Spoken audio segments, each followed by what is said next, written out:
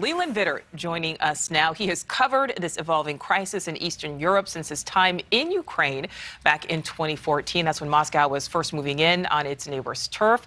Leland, good morning to you, sir. Thank you so much for getting up this morning, joining us. Good morning. All right, so we are following, of course, this nuclear power plant in Ukraine. Offers so much power there. At one point, burning that fire, though, since put out. But what is your reaction to this move?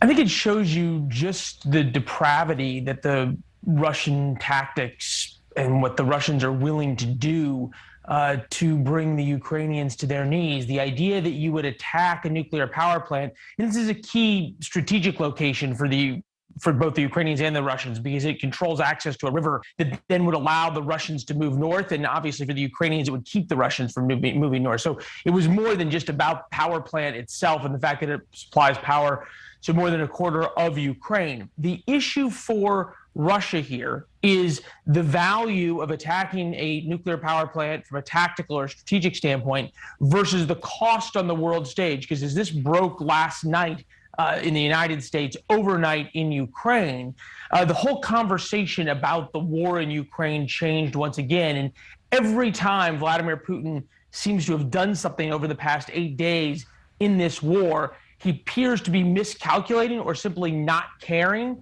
about the international reaction. And one has to wonder if at some point there will be a headline like Vladimir Putin just attacked a nuclear power plant that will change the world's reaction and have the world do something that Vladimir Putin has not yet considered or did not think the world would do in terms of extracting a price from him for invading Ukraine.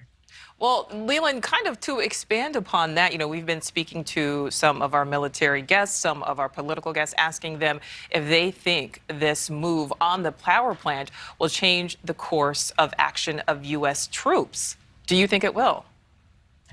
No. President Biden has been clear, and you can argue whether it was good that he was clear or whether he should have been ambiguous. You could argue whether it's the right policy or not the right policy. But President Biden's been very clear that U.S. troops will not go into Ukraine. Is there something that could change that? Possibly. But the idea of putting U.S. troops into a war with Russia seems to be something that the White House is not willing to do, and perhaps with good reason. You've got two nuclear powers, and trying to keep the reciprocity multiplier from quickly getting to nuclear war is pretty hard when you have two nuclear powers going at things. It's something that's never happened in world history and probably not something that we really want to try. I can remember being in Libya when there were similar calls for a no-fly zone over Libya back in 2012, 2011, I think it was. And that escalated pretty quickly and then got out of hand. And the law of unintended consequences didn't really work out so well for the United States and our allies, for NATO. It ended up putting the no-fly zone in place. So, and President Biden obviously was vice president then. So there's a lot of reasons to expect that President Biden is going to keep that red line, that he will not commit U.S. troops either to Ukraine or to a no-fly zone. All right. Well, may not commit to that, but committing to some newer sanctions. So let's talk about that.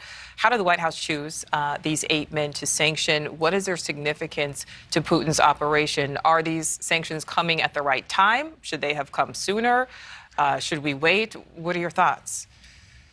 Well, for people who wish that Vladimir Putin would stop, you'd think that the more that you would sanction people close to him, if you think sanctions are going to work, then you'd think that they should come sooner. The key issue here is, how do you extract a price from Vladimir Putin that is higher than the one that he calculated when he decided to go into Ukraine? Because he knew the world was going to be upset. He knew these sanctions were coming. He just didn't care. So how do you do something to him that he will care about? And at some point, the idea is that if you squeeze the circle around him of billionaires who travel the world and do his bidding for him and use his influence and then bring him billions of dollars back to Russian Inc., which is basically Russia, which is basically just Vladimir Putin Inc., then they will begin to put pressure on Vladimir Putin to stop. Whether or not that happens yet to be seen. And as I think it was Allison pointed out, that President Macron of France came convinced that the worst is yet to come. About 6 hours after that happened is when the shelling of the nuclear power plant happened. So the worst could be even worse than that. Yeah, absolutely, because sanctions so far certainly do not appear to be slowing him down at any point Yeah, there. exactly. Leland Vittert, excellent analysis as always. Thank you so much for that. And you can watch On Balance with Leland Vittert every weeknight on NewsNation at 7 Eastern, 6 o'clock Central. And be sure to watch our special coverage of the... Thank you so much for watching. Make sure to click on the red subscribe button below so you can get more of NewsNation's fact-driven, unbiased coverage.